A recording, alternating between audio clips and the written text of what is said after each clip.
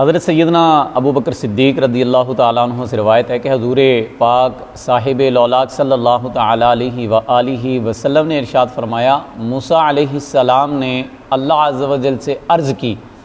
مریض کی عیادت کرنے والے کو کیا اجر ملے گا؟ تو اللہ عز و جل نے ارشاد فرمایا، اس کے لیے 2 فرشتے مقرر کر دیے جاتے ہیں جو قبر میں ہر روز اس کی عیادت کریں گے حتیٰ کہ قیامت آ جائے گی۔ بیمار کو دعا کے لیے کہنا چاہیے، اگر کوئی بیمار ہو تو اس کو یہ کہنا چاہیے کہ میرے لیے دعا کر دو۔ رسول اکرم نور مجسم صلی اللہ تعالیٰ علیہ وآلہ وسلم کا فرمان عظمت نشان ہے، جب تم کسی بیمار کے پاس جاؤ تو اسے اپنے لیے دعا کے لیے کہو کہ اس کی دعا فرشتوں کی دعا کی طرح ہے۔ حضور تاجدار مدینہ صلی اللہ تعالیٰ علیہ وآلہ وسلم ایک اعرابی کی عیادت کو تشریف لے گئے، اور عادت کریمہ یہ تھی کہ جب کسی مریض کی عیادت کو تشریف لے جاتے تو یہ فرماتے،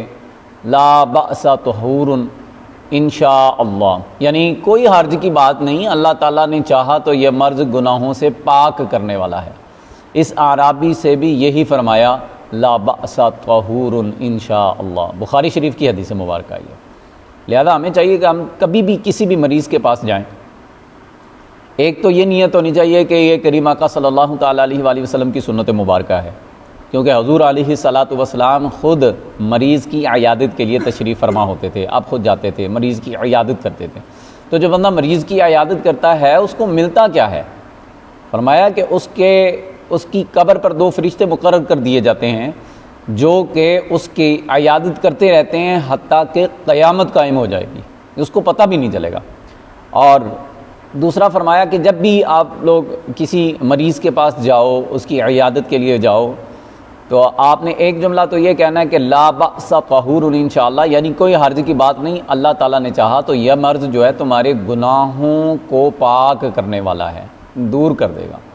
اور پھر اس سے دعا کے لیے کہیں، اور دعا جو بھی آپ کہیں جائز دعا ہونی چاہیے، نا جائز دعا کے لیے اس سے نہ کہیں، آپ اس سے دعا کروائیں، کیونکہ اللہ رب العزت کے محبوب نے فرمایا کہ کسی مریض کو جب ہم دعا کے لیے کہتے ہیں تو وہ مریض دعا کرتا ہے تو وہ دعا ایسی ہے جیسے فرشتوں کی دعا ہے، یعنی آپ کسی فرشتے سے دعا کر رہے ہیں جو معصومین ہے، اللہ کی نوری مخلوق ہیں۔ لہذا کسی بھی مریض کے پاس جب جائیں تو اس کو یہ بول دیں کہ میرے لیے دعا کر دو، میں بیمار ہوں، میں بھی بیمار ہوں، میں پریشان ہوں، میں تنگ دست ہوں، میں قرض دار ہوں، بیٹے کی خواہش ہے، بیٹی کی خواہش ہے، الغرض دنیا کی کوئی نیک جائز خواہش اگر آپ رکھتے ہیں، کوئی دنیا کی نعمت اگر آپ پانا چاہتے ہیں، تو آپ کو چاہیے کہ جب مریض کے پاس جائیں تو مریض سے یہ لازمی کہہ دیں کہ میرے لیے دعا کر دو، میری یہ فلاں پریشانی کے لیے دعا کر دو، کیوں کہ تمہاری دعا فرشتوں کی دعا کی مثل ہے، تم دعا کرو گے تو اللہ کے ہاں وہ دعا قبول ہو جائے گی اور میرا بیڑا پار ہو جائے گا۔ لہذا مریض کی عیادت کے لیے جانا یہ بہت افضل ہے۔ حضرت سیدنا ابن عباس رضی اللہ عنہ سے روایت ہے کہ نور کے پیکر صلی اللہ تعالیٰ علیہ وآلہ وسلم نے فرمایا، جس نے کسی ایسے مریض کی عیادت کی جس کی موت کا وقت قریب نہ آیا ہوا ہو اور 7 مرتبہ یہ الفاظ کہے تو اللہ عز و جل اسے اس مرض سے شفا عطا فرمائے گا۔ وہ کون سے الفاظ کون سے؟ اسأل اللہ العظیم رب العرش العظیم ان یشفیک، یعنی میں عظمت والے عرش عظیم کے مالک اللہ عز و جل سے تیرے لیے شفا کا